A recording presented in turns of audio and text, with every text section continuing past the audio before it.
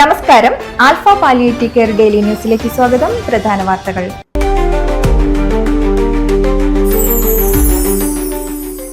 Alpha Kodungallur centre നിർമ്മിക്കുന്ന hospice കെട്ടിടത്തിൽ physiotherapy ഉപകരണങ്ങൾ സ്ഥാപിക്കുന്നതുമായി ബന്ധപ്പെട്ട ക്രമീകരണങ്ങളെക്കുറിച്ച് ചർച്ച നടത്തി.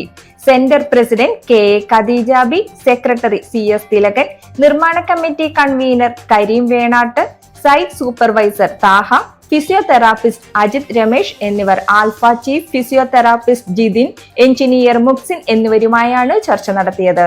7200 സ്ക്വയർ ഫീറ്റ് വിസ്തൃതിയിൽ 3 നിലകളിൽ പണിയുന്ന കെട്ടിടത്തിന്റെ താഴത്തെ നിലയിലാണ് ആരത്രിക ഫിസിയോതെറാപ്പി വിഭാഗത്തിനായി സൗകര്യമൊരുക്കുന്നത്.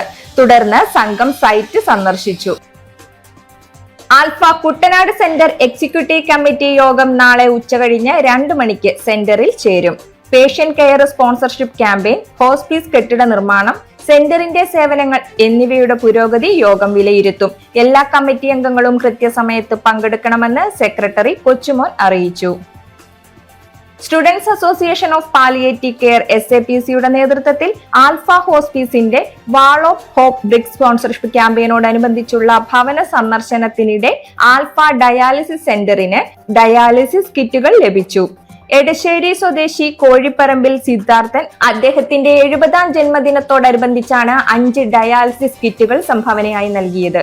കമ്മ്യൂണിറ്റി ഡിസ്ട്രിക്ട് കോർഡിനേറ്റർമാരായ മേഘ്ന അനിൽകുമാർ, വിസ്മയ വേണുഗോപാൽ, അക്ഷയ് ബാബു, കമ്മ്യൂണിറ്റി വെൽഫെയർ ഓഫീസർമാരായ അമൽ ഗീവർഗീസ്, അശ്വിൻ ചിറയിൽ, ബാലമുരളി എന്നിവർ ചേർന്ന് കിറ്റുകൾ ഏറ്റുവാങ്ങി. Alpha Kollam centre executive council യോഗം സെന്ററിൽ പ്രസിഡന്റ് പ്രൊഫസർ ലിസമ്മ പഞ്ഞിക്കാരന്റെ അധ്യക്ഷതയിൽ ചേർന്നു. Secretary Ajoy Jose, treasurer doctor Anirudhan എന്നിവർ പ്രവർത്തനങ്ങൾ വിശദീകരിച്ചു. പേഷ്യന്റ് കെയർ സ്പോൺസർഷിപ്പ് ക്യാമ്പയിൻ വിജയിപ്പിക്കാനും കൂടുതൽ സന്നദ്ധ പ്രവർത്തകരെ കണ്ടെത്താനും യോഗം തീരുമാനിച്ചു. Advisory board chairman Saleem Narayanan സാമ്പത്തിക സമാഹരണ ചർച്ചകൾക്ക് നേതൃത്വം നൽകി. സെൻട്രൽ കൗൺസിൽ മെമ്പർ ഷാജഹാൻ ഇല്ലം, joint secretary Suma Pradeep, executive council അംഗങ്ങളായ ജെയിംസ്, സലാഹുദ്ദീൻ, പ്രിയങ്ക, സിദ്ധാർത്ഥൻ തുടങ്ങിയവർ സംസാരിച്ചു. ഇതോടെ ഇന്നത്തെ വാർത്തകൾ അവസാനിക്കുന്നു. ജയ് ഹിന്ദ്.